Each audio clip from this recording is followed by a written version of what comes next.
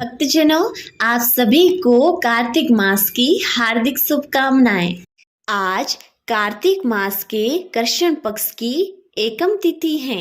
आज के दिन कार्तिक माह और कार्तिक स्नान प्रारंभ हो रहा है, जो कि 27 नवंबर 2023 यानी कार्तिक पूर्णिमा तक है। प्रिय भक्तजनों, आप सभी इस वीडियो के अंतर्गत कार्तिक महात्म्य की कथा और तुलसी जी की कथा को श्रवण करेंगे। आपको हर रोज सुबह कार्तिक मास के पूर्ण होने तक हर रोज कार्तिक महात्म्य की कथाएं आपको इस चैनल पर मिल जाएगी। कार्तिक महात्म्य की कथा सुनने से पहले प्रिय भक्तजनों, आप ये जानिए कि कार्तिक मास का महीना इतना पवित्र क्यों माना जाता है। पौराणिक मान्यताओं के अनुसार चतुर्मास का सबसे प्रमुख महीना है वो है कार्तिक का महीना। कार्तिक महीने की ही देवोत्थान एकादशी पर भगवान विष्णु 4 महीने की निद्रा के बाद जागृत होते हैं। इस महीने में भगवान विष्णु के साथ तुलसी जी का पूजन विशेष महत्व रखता है। इस महीने में तुलसी जी और शालिग्राम भगवान का विवाह आयोजित होता है। कार्तिक मास में गंगा स्नान, दीपदान, यज्ञ और अनुष्ठान परम फल देने वाले माने जाते हैं। इनको करने से आपके सारे दुख दर्द दूर होते हैं और आपकी ग्रह दशा सुधरती है।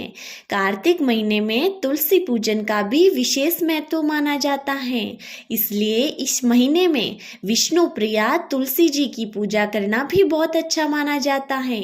इस पूरे महीने में तुलसी जी के पौधे के नीचे घी का दीपक जलाने की परंपरा है। ऐसा करने से घर में धन का लाभ होता है तथा कार्तिक स्नान करने तथा तुलसी जी की पूजा करने वाले के घर में सुख समृद्धि की वृद्धि होती है और उनके घर में माता लक्ष्मी विराजमान होती हैं। प्रिय भक्तजनों, आप सभी से निवेदन है कि आप पूरे तन मन से कथाओं का श्रवण कीजिएगा कार्तिक स्नान के साथ साथ और तुलसी पूजा के समय। और आपसे निवेदन है कि इस चैनल पर हर रोज सुबह आपको कार्तिक महात्म्य की कथाएं सुनने को मिल जाएगी, तो उनका श्रवण जरूर कीजिएगा। प्रिय भक्तजनों, कार्तिक महात्म्य की कथा सुनने से पहले श्रवण कीजिए तुलसी माता की कथा का। कार्तिक के महीने में सब कोई तुलसा माता को सींचने जाता। सब कोई सींच के आ जाता, पर एक बुढ़िया माई आती और तुलसा माता से रोजाना कहती, तुलसा माता सत की दाता, मैं बिरला सींचू तेरा, तू कर निस्तारा मेरा। तुलसा माता अडवा दे लडवा दे, पीले रंग की धोती दे, मीठा मीठा ग्रास दे, बैंकुट का वास दे, चटके की चाल दे, पटके की मौत दे, चंदन की काट दे, झालर की चिणकार दे, साई का राज दे, दाल भात का जीमण दे, 11 के दिन दे, कृष्ण को कंधा दे। इतनी बात सुनकर तुलसा माता सूखने लगी। एक बार भगवान कृष्ण ने पूछा कि तुम्हारे पास तो इतनी औरतें आती हैं, तुम्हें जिमावे गावे, तो भी तुम कैसे सूख रही हो। तुलसा माता ने कहा कि एक बुढ़िया माई आती हैं जो रोजाना इतनी बात कहकर जाती है। मैं और तो सब कुछ दे दूंगी, पर आप कृष्ण जी को कांधा कहाँ से दूंगी। थोड़े दिन बाद बुढ़िया माँ मर गई। सब कोई उसको उठाने लगे, पर वह इतनी भारी हो गई कि उठे ही नहीं। सब कोई कहने लगे, पाप घाट की माला फेरती होगी जिससे इतनी भारी हो गई है ये बुढ़िया माँ। पापनी थी इसलिए किसी से नहीं उठती। भगवान बूढ़े ब्राह्मण का रूप धारण करके आए। सबसे पूछने लगे, इतनी भीड़ क्यों हो रही है। सब बोले, एक बुढ़िया मर गई है, पापनी थी इसलिए किसी से नहीं उठती। जब भगवान बोले कि इसके कान में मुझे कुछ बात कहने दो तो ये उठ जाएगी, सबने कहा कि तू भी मन की निकाल ले। भगवान ने जाकर उसके कान में कहा कि बुढ़िया माई, तू बिड़ला सींचे मेरा, मैं करूँ निस्तारा तेरा। बुढ़िया माई अडवा ले, गहुआ ले, पीले रंग की धोती ले, मीठा मीठा ग्रास ले, बैंकुट का वास ले, चटके की की चाल ले, पटके की मौत ले, चंदन की काठ ले, झालर का झिणकार ले, साईं का राज ले, दाल भात का जीमन ले, कृष्ण को कांधा ले। इतना सुनते ही बुढ़िया माई हल्की हो गई। भगवान कांधे पर ले गए उसे, जिससे उसकी मुक्ति हो गई। हे तुलसा माता, जैसे बूढ़ी माँ की मुक्ति करी, ऐसी सबकी करियो। जैसा उसको कांधा दिया, वैसा सबको दियो। बोलिए तुलसी माता की जय। प्रिय भक्तजनों, अब श्रवण कीजिए कार्तिक महात्म्य के पहले अध्याय का। नैमिषारण्य तीर्थ में श्री सूत जी महाराज 88,000 सौनकादिक ऋषियों से बोले, अब मैं आपके सामने कार्तिक महात्म्य की श्रेष्ठ कथा कहता हूँ, जिसे सुनकर मनुष्य सब प्रकार के पापों से छूटकर बैकुंठ को प्राप्त कर लेता है। सूत जी ने कहा, श्री कृष्ण जी से आज्ञा लेकर नारद जी के चले जाने पर सत्यभामा प्रसन्न होकर श्री कृष्ण से बोले, हे नाथ, मेरा जीवन सफल हो गया है। मेरे माता पिता भी धन्य हैं, जो आपकी 16,000 रानियों में अत्यधिक प्यारी हुई हैं। मैंने वह कल्प वृक्ष आदि आपके साथ नारद जी को विधि पूर्वक दान में दे दिया है, परंतु वही कल्प वृक्ष मेरे घर में सदा लहराया करता है, जिनकी बाद में मृत्यु लोक में कोई भी स्त्री नहीं जानती। हे स्वामी, अब मैं आपसे पूछना चाहती हूँ, इसलिए विस्तार पूर्वक कहिए, जिसे सुनकर मैं अपने हित कार्य करूँ, जिसके करने से कल्प पर्यंत भी आप मुझसे विमुख न हो। सूत जी कहने लगे, सत्यभामा के ऐसे प्रश्नों को सुनकर श्री कृष्ण जी हंसते हुए सत्यभामा की बाह पकड़कर कल्प वृक्ष के नीचे गए और बोले, हे प्रिय, 16,000 स्त्रियों में से मुझे तुम प्राणों से समान प्यारी हो। तुम्हारे लिए देवताओं और देवराज इंद्र से भी मैंने विरोध किया था। उस महा अद्भुत वार्ता को सुनो। सूत जी बोले, एक दिन श्री कृष्ण भगवान ने सत्यभामा के साथ गरुड़ पर सवार होकर इंद्रलोक में जाकर कल्प वृक्ष मांगा। तब इंद्र के न देने पर गरुड़ का इंद्र से घोर युद्ध हुआ था। हे प्रिय, जब तुम्हें हर चीज दे सकता हूँ, हर एक कार्य पूरा कर सकता हूँ, तो क्या तुम्हारे आश्चर्य प्रश्न का उत्तर मैं दूंगा? यह सुन सत्यभामा बोले, हे प्रभु, पूर्व जन्म में मेरा कैसा स्वभाव था, किसकी पुत्री थी, मैंने कौन से दान व्रत या पाप नहीं किए जिससे मुझे मृत्यु लोक में जन्म लेना पड़ा, और ऐसे कौन से शुभ कर्म किए कि यहाँ आकर आपकी अर्धांगिनी हुई और आप गरुड़ पर सवार होकर मुझे साथ लिए इंद्रादि देव के स्थानों में फिरते हैं। तब भगवान बोले, हे कांते, तुम पूर्व जन्म में किसकी पुत्री थी, कौन से पुण्य और व्रताधिक तथा शुभ कार्य तुमने किए थे, वह सब मैं कहता हूँ।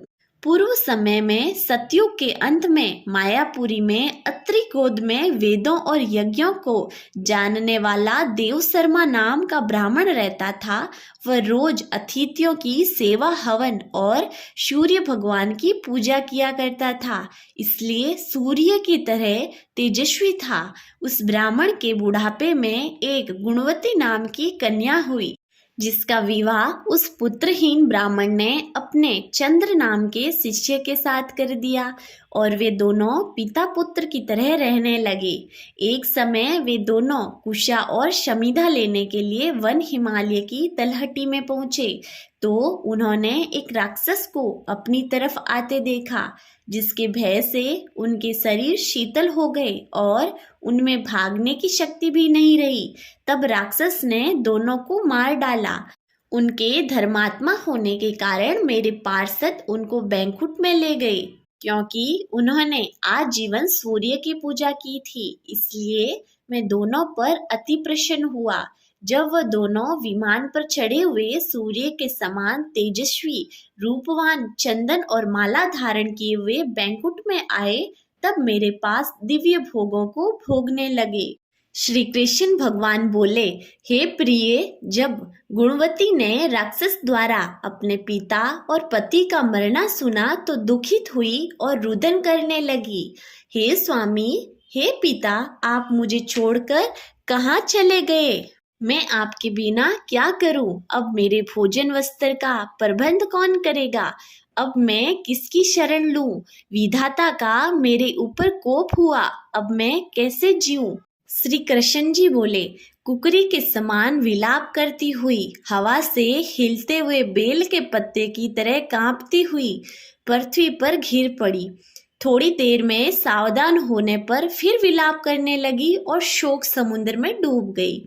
उस गुणवती ने घर की सब वस्तुएं बेचकर यथाविधि से अपने पति की पारलौकिक क्रिया की और उसी नगरी में विष्णु भगवान की भक्ति में तत्पर होकर इंद्रियों को वश में कर शांति से रहने लगी और मरण तक एकादशी और कार्तिक मास के व्रतादि करती रही। हे प्रिय, ये दोनों व्रत मुझे अत्यंत प्यारे हैं, जिनकी करने से भोग और मोक्ष की प्राप्ति होती है, पुत्र और संपत्ति मिलती हैं। कार्तिक की तुला राशि पर सूर्य निकलने पर महापापी जो भी प्रातःकाल स्नान करते हैं वे भी मुक्ति को प्राप्त होते हैं। जो मनुष्य स्नान, जागरण, दीपदान और तुलसी का पालन करते हैं वे तुलसी के रूप हैं। विष्णु भगवान के मंदिर में झाड़ना, सत्या काटना तथा विष्णु की पूजा आदि का कार्य जो मनुष्य करते हैं वह जीवन मुक्त होते हैं। इस प्रकार वह गुणवती प्रत्येक वर्ष कार्तिक व्रत और विष्णु भगवान का नित्य ही पूजन करती रही। एक समय वृद्धावस्था के कारण दुर्बल होने से, रोग और जवड़ से पीड़ित होने पर भी गंगा स्नान को गई। ज्यों ही पानी में उतरती जाड़े के मारे कांपने लगी। उसी समय गुणवती ने आकाश से आता हुआ विमान देखा। शंख, चक्र, गदा, पद्म आदि आयुधों के लिए हुए विष्णु के रूप धारण करने वाले पार्षद गरुड़ की ध्वजा वाले अप्सराओं से युक्त ऐसे विमान में बिठाकर उसे बैंकुट को ले गए। प्रदीप्त अग्नि के समान कीर्ति वाली गुणवती विमान में बैठी हुई कार्तिक व्रत के प्रभाव से मेरे पास आ गई। जब ब्रह्मादि देवताओं की प्रार्थना से मैं पृथ्वी पर आया तब वे गण भी मेरे साथ आए। हे भामिनी, ये सब यादव मेरे गण हैं और तुम्हारे पिता देव शर्मा भी इस जन्म सत्राजित हुए और तुम्हारे पति चंद्र शर्मा इस जन्म में अर्कूर हैं। और हे देवी, तुम वही गुणवती हो जो कार्तिक के स्नान के प्रभाव से मेरे लिए अत्यंत प्रिय हो। तुमने तो मेरे मन मंदिर के सामने तुलसी का बगीचा लगाया, उसी से ये कल्प वृक्ष तुम्हारे आंगन में है। कार्तिक में जो पहले तुमने दीप दान किए हैं उसी फल से तुम्हारी सुंदर देह और घर में लक्ष्मी देवी का निवास है। जो संपूर्ण वरदादिक पति स्वरूप भगवान के अर्पण किए थे, इसलिए तुम मेरी पत्नी बनी हो और तुमने जन्म मृत्यु तक जो कार्तिक व्रत उपवास किए हैं, इससे तुम्हारा वियोग मुझे कदापि नहीं होता। इस प्रकार कार्तिक में व्रत करने वाले तुम्हारे समान मेरे प्रिय होंगे। सूत जी बोले, सत्यभामा जी अपने पूर्व जन्म का सब हाल जानकर बड़ी प्रसन्न हुई। प्रिय भक्तजनों, आज का कार्तिक महात्म्य का अध्याय समाप्त हुआ। अब श्रवण कीजिए आरती तुलसी जी की। ओम जय जय तुलसी माता, मैया जय तुलसी माता, सबकी सुखदाता वर माता, सब योगों के ऊपर सब रोगों के ऊपर। ओम जय तुलसी माता, रज से रक्षा करके भव त्राता। ओम जय तुलसी माता, बहुपुत्री है श्यामा, सूरवली है ग्राम्या, विष्णु प्रिय जो तुमको सेवे, सो नर तर जाता हो मैया तुलसी माता। हरि के सीसा विराजत त्रिभुवन से हो वंदित, मैया त्रिभुवन से हो वंदित। पतिजनों की तारिणी तुम, पतिजनों की तुम तारिणी तुम हो विख्याता। ओम जय तुलसी माता। लेकर जन्म विजन में आई दिव्य भवन में हो मैया, आई दिव्य भवन में। मानव लोक तुम्ही से सुख संपत्ति पाता। ओम जय तुलसी माता। हरि को तुम अति प्यारी, श्याम वर्ण सुकुमारी। ओ मैया श्याम वर्ण सुकुमारी। प्रेम अजब है श्री हरि का, प्रेम अजब है श्री हरि का तुमसे नाता।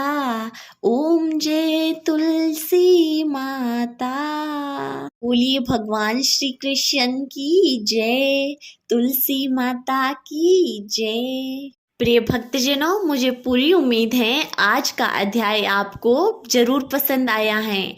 और आप इस चैनल पर नए हैं तो सब्सक्राइब जरूर कर लीजिए, क्योंकि इस चैनल पर आपको हर रोज कार्तिक महात्म्य की कथाएं सुनने को मिलेगी। और वीडियो कैसी लगी कमेंट करके ज़रूर बताइएगा। मिलते हैं अगली वीडियो में, तब तक के लिए नारायण नारायण।